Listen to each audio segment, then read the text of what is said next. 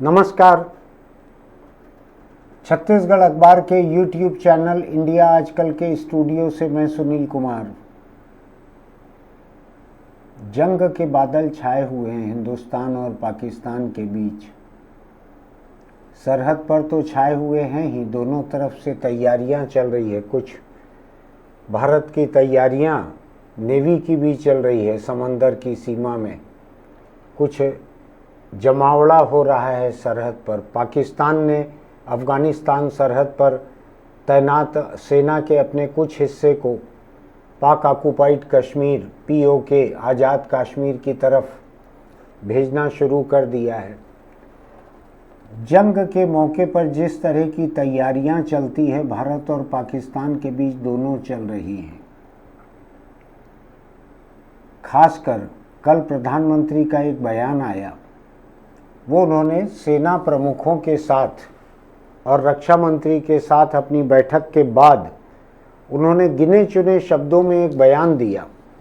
उस बयान को लेकर एक खलबली मची है, जिसको लेकर पाकिस्तान सरकार यह मान रही है कि इस बयान के बाद अगले 24 से 36 घंटों में, ये मैं आज सुबह की बात बतला रहा हूँ और अभी दोपहर के करीब 3 बजे हैं जब मैं आपके सामने हूँ, तो अगले 24 से 36 घंटों के भीतर पाकिस्तान को ये आशंका है कि भारत उस पर हमला कर सकता है। कुछ लोगों का ये कहना है कि पहले जब एक बार पुलवामा में अटैक हुआ था और बहुत सारे भारतीय सैनिक मारे गए थे, जवान मारे गए थे,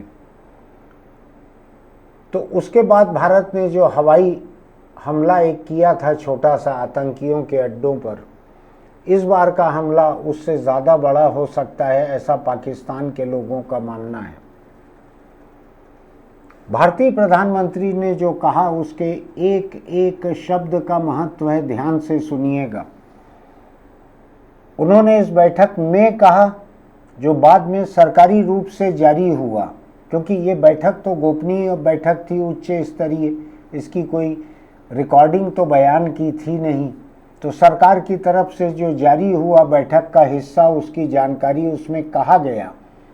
प्रधानमंत्री नरेंद्र मोदी ने कहा कि आतंकवाद को मुंहतोड़ जवाब देना राष्ट्र का संकल्प है। हमें सशस्त्र बलों की पेशेवर क्षमता पर पूरा भरोसा है। हमारे जवाब का तरीका, लक्ष्य और समय क्या होगा, यह तय करने के लिए सशस्त्र बल पूरी तरह स्वतंत्र हैं। इस पे अलग अलग सुर्खियां बनी हैं हिंदुस्तान के अलग अलग अखबारों में।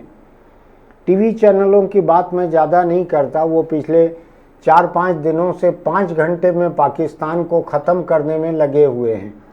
कुछ टीवी स्टूडियो में समाचार चैनलों के ऐसे सेट बन गए हैं और जंग का माहौल बन गया है, और ऐसा लग रहा है कि जो कैमरे हैं उनके माइक्रोफोन हैं, उन्हीं से मिसाइलें निकलेंगी। 5 घंटे में पाकिस्तान खत्म हो जाएगा, ऐसा हिंदुस्तान के कई टीवी चैनलों ने ये किया है। मुझको लगता है कि जो BBC, CNN और DW और ऐसे जो अंतर्राष्ट्रीय समाचार चैनल हैं, उनको भी युद्ध की रिपोर्टिंग करने के बजाय भारत के समाचार चैनलों से आके ये सीखना चाहिए कि स्टूडियो से जंग कैसे लड़ी जा सकती है। खैर, स्टूडियो की बात करना मेरा मकसद नहीं है, लेकिन अखबारों की सुर्खियां भी आज सुबह यही हैं कि प्रधानमंत्री ने भारत की सेना को फ्री हैंड दिया कि जैसे निपटना है आतंकवाद से निपटो। प्रधानमंत्री ने पाकिस्तान शब्द कहा तो नहीं है, लेकिन उसका मतलब वही है। फ्री हैंड के बारे में मैं देखता हूं, अभी कुछ दिन पहले राहुल गांधी ने सर्वदलीय बैठक के बाद कहा कि हमने आतंकवाद से निपटने के लिए, पहलगाम की घटना पर कार्रवाई करने के लिए हमने सरकार को फ्री हैंड दिया है। ये विपक्ष के नेता ने सरकार के लिए कहा था, यहाँ तक बात ठीक थी, इन दोनों में वर्दीधारी कोई नहीं है। लेकिन जब प्रधानमंत्री वर्दीधारी अपनी फौज को कहते हैं कि हम आपको फ्री हैंड दे रहे हैं, तो कई तरह के सवाल खड़े होते हैं। हालांकि ढूंढने पर मुझको रिकॉर्ड मिला है कि मोदी ने इसी तरह की बात 2019 में पुलवामा के अटैक के बाद भी कही थी कि हमारी सेना को फ्री हैंड हमने दिया है। अभी फिर उन्होंने कहा है। अब मैं सेना के फ्री हैंड की बात को थोड़ा सा समझना भी चाहता हूं और आपके सामने अपनी राय रखना भी चाहता हूं। भारत जैसे लोकतंत्र में और दुनिया के तमाम लोकतंत्रों में फौज जो है वो राजनीतिक ताकतें, जो निर्वाचित सत्तारूढ़ राजनीतिक ताकतें रहती है उनके मातहत काम करती है। फौज हिंदुस्तान में भी मातहत है। फौज की कार्रवाई के जो फैसले रहते हैं, नीतिगत फैसले, वो हमेशा केंद्र सरकार तय करती है, प्रधानमंत्री के स्तर पर तय होते हैं। उनकी रणनीति क्या रहती है कि इस फैसले को कैसे लागू करना है, एयरफोर्स क्या करेगी, नेवी क्या करेगी या आर्मी क्या करेगी, ये छूट जो है ये सेना को दी जाती है कि वो अपने हिसाब से तय करे। लेकिन अगर कोई कहे कि जवाब का तरीका, लक्ष्य और समय क्या होगा यह तय करने के लिए सशस्त्र बल पूरी तरह स्वतंत्र हैं, तो कुछ लोगों का, कुछ रक्षा विशेषज्ञों का यह मानना है कि यह मामला जटिल हो सकता है। अंतर्राष्ट्रीय मंचों पर जहां पर बहुत सारे लोकतंत्र जानते हैं कि जंग के फैसले कैसे होते हैं, वहां पर भारत के सामने इस पे जवाब देने में थोड़ी सी दुविधा हो सकती है कि आपने पाकिस्तान या जिस देश की भी बात प्रधानमंत्री कर रहे हैं, उन्होंने नाम नहीं लिया है, वहां पर हमला करने का, वहां पर अटैक करने का पूरा अधिकार फौज को दे दिया। तो राजनीतिक ताकतें क्या कर रही थी आपके लोकतंत्र में, ऐसा एक सवाल उठ सकता है। लेकिन बड़ी असाधारण नौबत है ये। पाकिस्तान में लोग ये मानकर चल रहे हैं कि किसी भी पल हमला हो सकता है, उस हिसाब से तैयारी कर रहे हैं।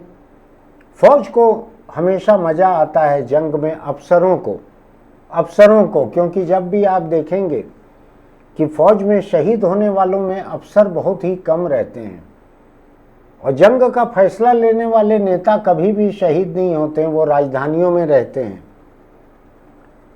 और जो फतवेबाज जनता है, जो सोशल मीडिया पर या जो नेता हैं, स्थानीय नेता, वो जिस तरह से जंग की बातें करते हैं उसके बारे में मैं बार बार ये बात कहता हूँ और लिखता हूँ कि जंग चाहे शतरंज की हो, चाहे देशों के बीच किसी सरहद की, मरते उसमें प्यादा हैं। राजधानियों में बैठे हुए वजीर जो रहते हैं, या शतरंज में क्वीन कहते हैं, या जो मंत्री रहते हैं या आला अफसर रहते हैं, ये कभी शहीद नहीं होते। ये राजधानियों में रहकर ये प्यादों को लड़ाते हैं, चाहे वो प्लेन से जाए, बॉम्बर लेकर जाए, चाहे वो टैंक में जाए, चाहे वो नेवी के शिप पर जाए। इनमें जंग का फैसला लेने वाले नेता और आला अफसर सेनाओं के, ये कभी नहीं जाते सामने, ये शहीद नहीं होते हैं, कभी शहादत इनकी नहीं होती है। इसलिए मेरा ये मानना है कि जंग की बातें करने वाले जितने फतवेबाज रहते हैं, उनको जंग की हकीकत को समझना चाहिए। मैं कुछ आंकड़े देख रहा था, हिंदुस्तान और पाकिस्तान के बीच 65 की लड़ाई, फिर 71 की लड़ाई, जो बांग्लादेश जहां बना है वो पूर्वी पाकिस्तान था, तो उस मोर्चे पर भी भारतीय सेना ने पाकिस्तान सेना से लड़ाई की थी। और जो पश्चिमी मोर्चा था जहां आज पाकिस्तान है, वहां पर भी भारत और पाकिस्तान की लड़ाई हुई थी, जंग हुई थी। इन तीनों का मिला के मैं देख रहा हूं आंकड़े, और 1999 में कारगिल का युद्ध हुआ था। इन तीनों के आंकड़े मिलाकर मैं देख रहा हूं, 4 मोर्चे 3 जंग, इनके आंकड़े देख रहा हूं, तो तकरीबन 8-10 हजार लोग हिंदुस्तान के सैनिक मारे गए थे। इससे 2 गुना 3 गुना जख्मी हुए थे। इससे कुछ ज़्यादा, 1.25 गुना करीब पाकिस्तान के लोग मारे गए थे सैनिक। वहाँ की सेना की ताकत कम है। लेकिन एक दिलचस्प बात है, पाकिस्तान के एक मंत्री कुछ दिन पहले मुझको एक वीडियो रिकॉर्डिंग में ये बोलते सुनाई पड़ रहे थे कि हमारे पास जो 143 कहा उन्होंने या 153 कहा, कि हमारे पास इतने जो परमाणु हथियार हैं उनको हमने सजा के रखने के लिए नहीं बनाया है।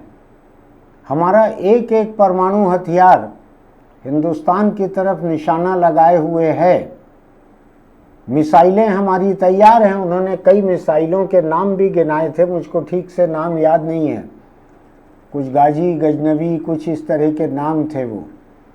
तो उन्होंने मिसाइलें गिनाई। मैं मिसाइलों की क्षमता देख रहा था पाकिस्तान की, तो तकरीबन 2500 या 2700 किलोमीटर तक पाकिस्तान की मिसाइलें हिंदुस्तान में जा सकती हैं भीतर, अगर उनको रोका नहीं गया तो। उनकी क्षमता है, रेंज है। हिंदुस्तान की मिसाइलों की क्षमता इससे ज़्यादा है। पूरे पाकिस्तान को पार करके और किसी देश तक भी हिंदुस्तान की मिसाइलें जा सकती हैं। दोनों देशों के पास मिसाइलें हैं, दोनों देशों के पास परमाणु हथियार हैं।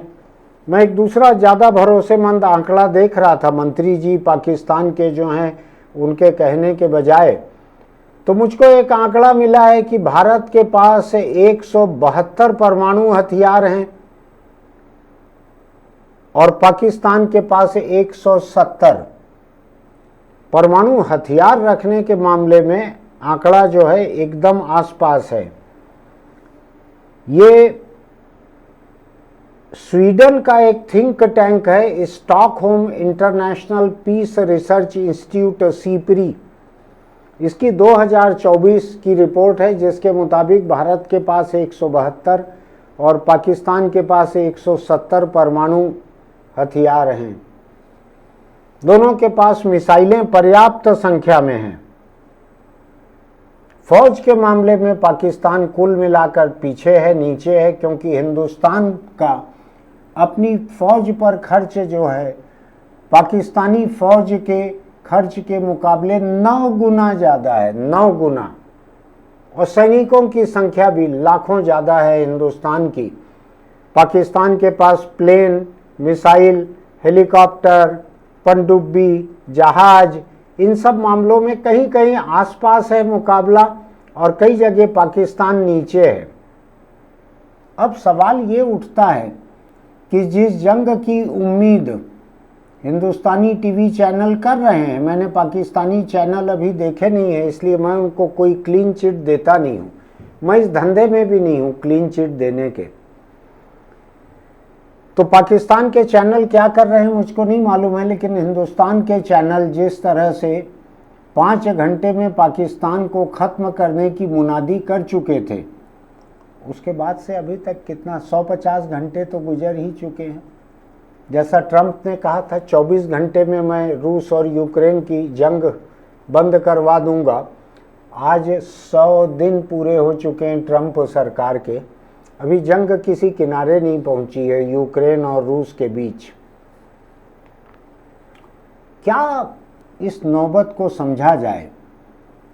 आखिर भारत के पहलगाम में जिस तरह से 26 हिंदुस्तानी टूरिस्ट छांट छांट कर उनको मारा गया, उनके बीच में उनकी ज़िंदगी बचाते हुए एक मुस्लिम घोड़े वाला खच्चर वाला भी वहाँ पर मारा गया। बाकी सारे के सारे हिंदू पुरुष सैलानी थे जो पहलगाम गए थे, वहाँ घुस के आतंकियों ने मारा। और भारत का कहना है कि ये आतंकी पाकिस्तान से आए थे। मैं किसी चीज़ के बारे में मेरे पास कोई सबूत नहीं है, न मैं किसी की कही हुई बात को गलत कह रहा हूँ। भारत का कहना है कि इसमें से 2 या 3 पाकिस्तानियों की शिनाख्त हो चुकी है जो पाकिस्तान के एक आतंकी संगठन से आए थे। भारत ने अभी तक ये नहीं कहा है कि पाकिस्तान की सरकार इसके पीछे है।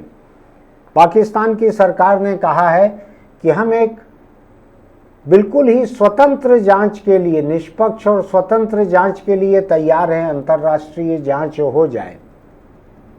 तो जांच तो यही होगी कि पाकिस्तान सरकार का हाथ है या नहीं, या जो आतंकी संगठन जिनके लोग बताए जा रहे हैं, जिनको भारत गिना रहा है, वो लोग उनके हैं या नहीं, वो इसके लिए जिम्मेदार हैं या नहीं, ऐसी ही जांच हो सकती है।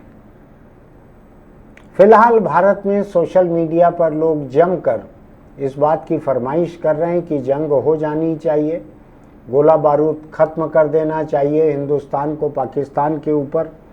आपको ध्यान होगा कि मैंने अखबार के एडिटोरियल में यहाँ आपके सामने कहा था कि चीन का बड़ा पूंजी निवेश है पाकिस्तान में, उसके कारोबारी हित जुड़े हुए हैं।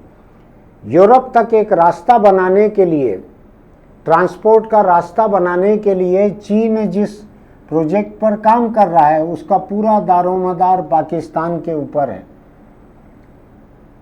चीन इतनी आसानी से पाकिस्तान को तबाह नहीं होने देगा, किसी को नहीं करने देगा। मैं पाकिस्तान को मजबूत नहीं बतला रहा हूं हिंदुस्तान के मुकाबले, लेकिन मैं जटिलताओं को बता रहा हूं। ट्रंप ने क्या कहा है? अमेरिकी राष्ट्रपति डोनाल्ड ट्रंप ने कहा इन दोनों के साथ हमारे बहुत अच्छे रिश्ते हैं। उन्होंने बराबरी की बात कही दोनों के लिए, और ये भी कहा साथ में इन दोनों के बीच 1000 साल से तनातनी चल रही है। फिर उनको लगा 1000 उन्होंने कम कह दिया है, तो उन्होंने कहा कि 1500 साल से तनातनी चल रही है दोनों देशों के बीच।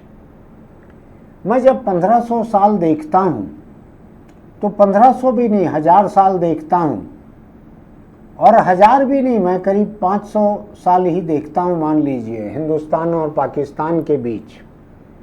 तो पता लगता है 75 साल तो हुए हैं पाकिस्तान को अस्तित्व में आए।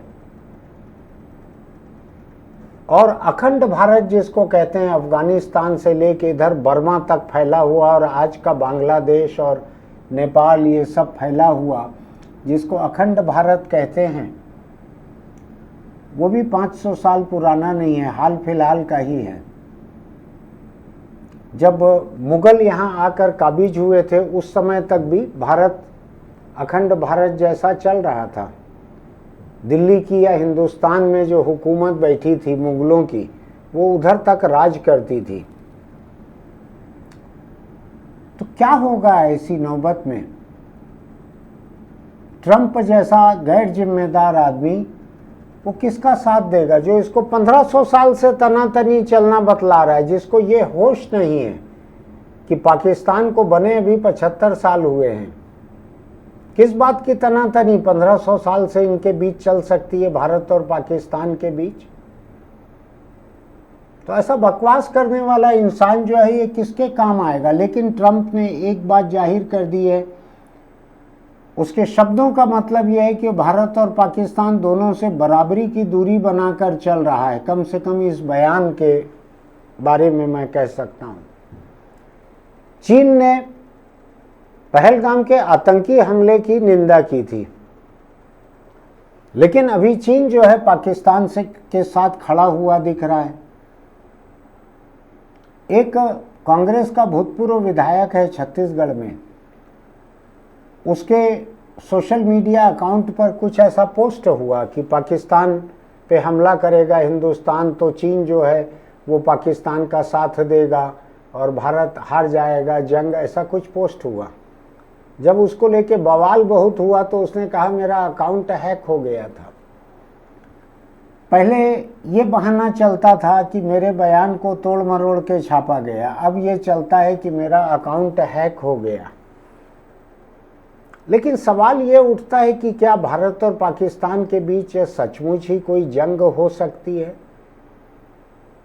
बहुत से विश्लेषकों का ये मानना है, दुनिया के बाकी हिस्से के, कि भारत को पहलगाम में जो चोट झेलनी पड़ी है, जो जख्म झेलना पड़ा है, उसका हिसाब तो चुकता करना भारत सरकार के लिए आन बान और शान की बात होगी। और उसके जवाब में पाकिस्तान पर किसी किस्म का एक हमला तो होगा।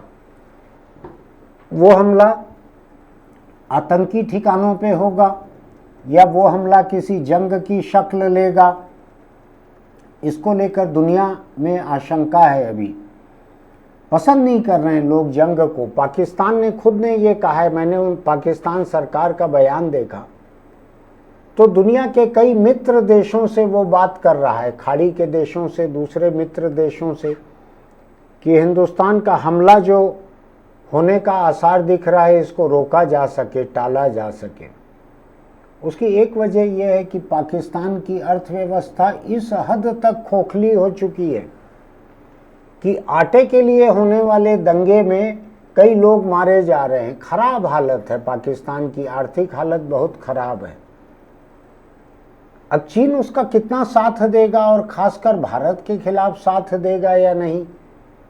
और चीन भारत से आज रिश्ते अच्छे रखना चाहेगा, क्योंकि अमेरिका के साथ कारोबारी रिश्ते टैरिफ को लेकर खराब हो चुके हैं। तो खुद चीन की मजबूरी है कि अपने कारोबारी हितों के लिए वो भारत के साथ बेहतर रिश्ते रखे, ताकि दिवाली पे थोड़ी झालर वालर बिक सके चीन की यहाँ पर। बाकी तो कोई कारोबार मान लो चीन के साथ हिंदुस्तान का बाकी ही नहीं रह गया है। झालर विरोधी लोग ऐसा ही मान के चलते हैं कि सड़क पे झालर जला दी तो चीन कंगाल हो गया, हिंदुस्तान से उसका धंधा बंद हो गया। चीन से कच्चा माल और पुर्जा ना आए तो हिंदुस्तान की शायद आधी मैन्युफैक्चरिंग प्रभावित होगी, ऐसा अंदाज है मेरा। खैर जो भी हो, आज दुनिया में कारोबारी हित इस कदर हावी हो गए हैं कि भारत और पाकिस्तान के बीच कोई बहुत लंबी बहुत बड़ी जंग जो है वो शायद चीन और अमेरिका भी न होने दें, दुनिया की बड़ी बड़ी कंपनियां न होने दें। जंग के हथियार और जंग के सामान बनाने वाली कंपनियां जरूर चाह सकती हैं कि इन दोनों देशों के बीच ऐसी लड़ाई छिड़ जाए ताकि उनके कारखाने चल सकें, उनका सामान बिके। लेकिन दूसरी तरफ ये बात है कि भारत और पाकिस्तान इन दोनों की अर्थव्यवस्था ट्रंप के टैरिफ की वजह से आज और ख़राब हालत में हो गई है। आपस में जो कारोबार चल रहा था वो रुक गया है। तो इन दोनों देशों का क्या होगा अर्थव्यवस्था का। भारत करीब 10 गुना है डिफेंस एक्सपेंडिचर में, फौज पे खर्च में भारत करीब 8 गुना 9 गुना है। ये ठीक है कि उस खर्च की वजह से भारत ज़्यादा ताकतवर है, लेकिन दोनों ही देश परमाणु हथियार लैस हैं। हिंदुस्तान ने अभी किसी परमाणु हथियार की बात की नहीं है, लेकिन जिस तरह रूस और यूक्रेन के बीच रूस ने परमाणु हथियारों की तरफ कई बार इशारे में कहा है, पाकिस्तान ने तो खुलकर कहा है कि यह परमाणु हथियार हमने सजाने के लिए नहीं बनाए हैं, हमारा एक एक परमाणु हथियार हिंदुस्तान के तरफ निशाना बनाया हुआ है।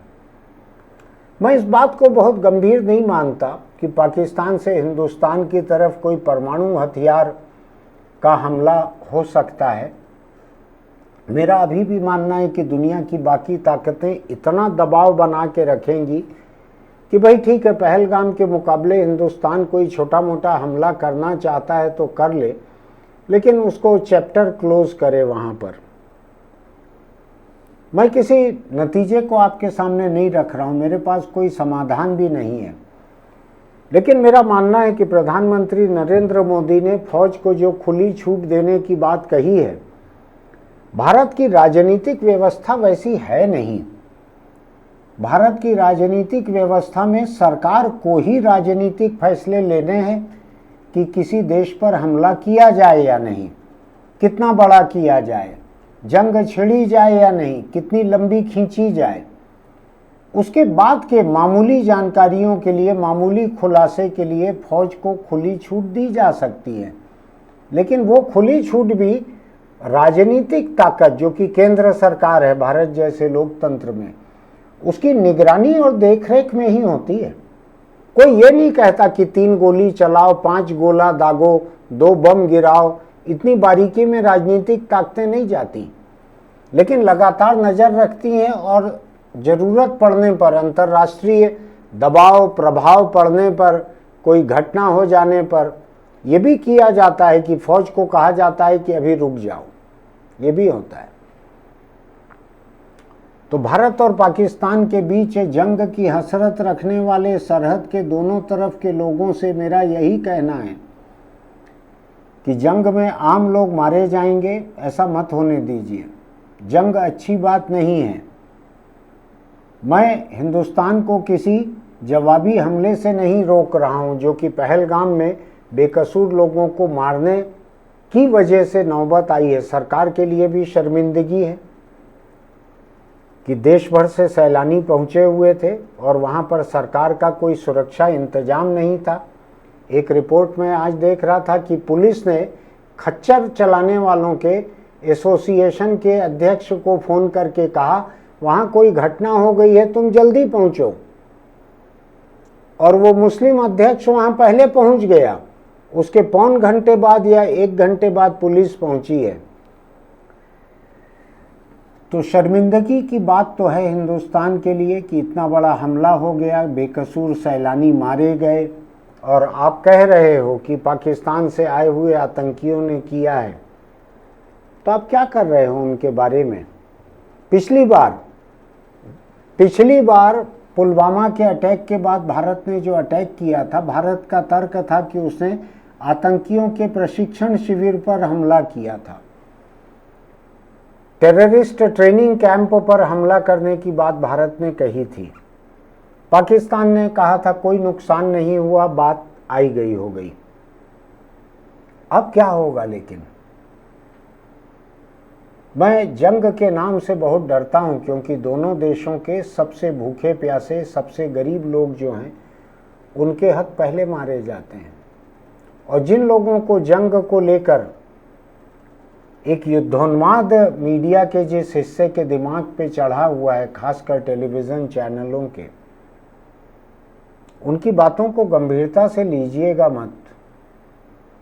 जब जंग छिड़ती है ना, तो मैं बतलाऊं आपको, शतरंज की बिसात की तरह प्यादे मरते हैं, वजीर और क्वीन और जो बड़े अफसर हैं राजधानियों में बैठे हुए, ये नहीं मरते हैं। जंग में मत झोंकिए किसी भी देश को। कैसे हो सकता है बिना जंग के भारत पहलगाम की मौतों का क्या हिसाब चुकता कर सकता है? मुझको नहीं मालूम। लोगों का ये भी कहना है, कुछ एक अंतर्राष्ट्रीय डिप्लोमेट्स को मैं आज कुछ अमेरिकन और ब्रिटिश पॉडकास्ट पर सुन रहा था, उनका कहना था कि भारत चारों तरफ अलग अलग देशों के बीच में सबूत रख कर पाकिस्तान को आर्थिक रूप से काट सकता है। सबसे और बुरी हालत उसकी हो सकती है, वो ज़्यादा बड़ा हिसाब चुकता करना होगा। क्योंकि जब जंग छिड़ती है तो सरकार कितनी भी नालायक रहे, जनता उसके साथ हो जाती है। तो पाकिस्तान में हो सकता है कि भारत के हमले के बाद अगर कोई जंग छिड़े तो वहाँ की सरकार जो है वो अपनी जनता की हमदर्दी पालेगी। हिंदुस्तान में तो सरकार के पास जनता की और विपक्ष की, दोनों की हमदर्दी, दोनों का समर्थन पूरा हासिल है, क्योंकि पहलगाम में मौतें हिंदुस्तानियों की हुई हैं। ये कतरा कतरा बातें हैं, इसको ध्यान से सुनिएगा। आगे जो घटनाएं हो रही हैं उनको देखिएगा। मैं उम्मीद करता हूं कि हम जब तक आज शाम तक इस वीडियो को YouTube पर पोस्ट करेंगे तब तक जंग नहीं छिड़ेगी। आमतौर पर रात में छिड़ती है जंग, तो अभी दिन का वक्त रहेगा। हो सकता है कि किसी भी जंग छिड़ने के पहले हमारा ये वीडियो पोस्ट हो जाए। लेकिन जंग की तमन्ना मत कीजिएगा, जंग की फरमाइश मत पालिएगा। आप किसी सुरक्षित जगह पर हो सकते हैं, लेकिन उनसे पूछिए जो पंजाब और कश्मीर में सरहद के किनारे हैं, जो राजस्थान में सरहद के किनारे हैं, और जब गोलियां चलती हैं, गोले चलते हैं, तोपें चलती हैं, तो सबसे पहले यहीं के घर तबाह होते हैं, यहीं के लोग मारे जाते हैं। रहम कीजिए, सरहद के दोनों तरफ पर रहम कीजिए। जंग के फतवे मत देखिए, जंग के फतवे मत दीजिए। बिना जंग के क्या हो सकता है, ऐसी कामना कीजिए। फिर मिलेंगे, ये सिलसिला भी जारी रहेगा। मुझको बहुत अच्छे से याद है कि जिस समय केबल टीवी आया था उसी समय खाड़ी का युद्ध हुआ था। अमेरिका ने उस समय अटैक किया था खाड़ी के देशों पर, इराक पर अटैक किया था, अफगानिस्तान पर अटैक किया था। तो मैं उस जंग की रिपोर्टिंग देखता था टेलीविज़न पे, हैरान रह जाता था। लेकिन वो जिम्मेदारी का टेलीविज़न था वो। अभी मुझको जो दिख रहा है 5 घंटे में पाकिस्तान को तबाह करने का, इनसे जवाब मांगना चाहिए। इन लोगों को सोचना चाहिए कि कोई ट्रंप का DNA इनमें आ गया है क्या? जो 24 घंटे में रूस और यूक्रेन की जंग रोक रहा था, आज 100 दिन हो गए हैं। तो ये फरमाइशी कार्यक्रम और ये तमन्नाई हरकतें मत कीजिए। भारत सरकार के पास पूरा समर्थन है, जन समर्थन है, विपक्ष का समर्थन भी है। देखते हैं वो कैसे इस मोर्चे पर जीतती है। फिर मिलेंगे। चलते चलते एक छोटी सी सलाह आपको कि सिगरेट, बीड़ी, गुटखा, तंबाकू खाते पीते हैं तो छोड़ दीजिए, वरना कैंसर आपको नहीं छोड़ेगा। आपको अगर हमारा ये YouTube चैनल अच्छा लगता है तो हमारे इंडिया आजकल चैनल को सब्सक्राइब कीजिए, नोटिफिकेशन की बटन दबाइए, लाइक कीजिए, टिप्पणी लिखिए, अपने दोस्तों को भेजिए, उनको भी पता रहना चाहिए। पंजाब, राजस्थान, कश्मीर के लोग फौज और जंग को ज़्यादा जानते हैं हमारे मुकाबले। हम मैदानी इलाकों में बसे हुए हैं दूर। बात करके देखिएगा आपस में कि हिंदुस्तान को क्या करना चाहिए। फिर मिलेंगे।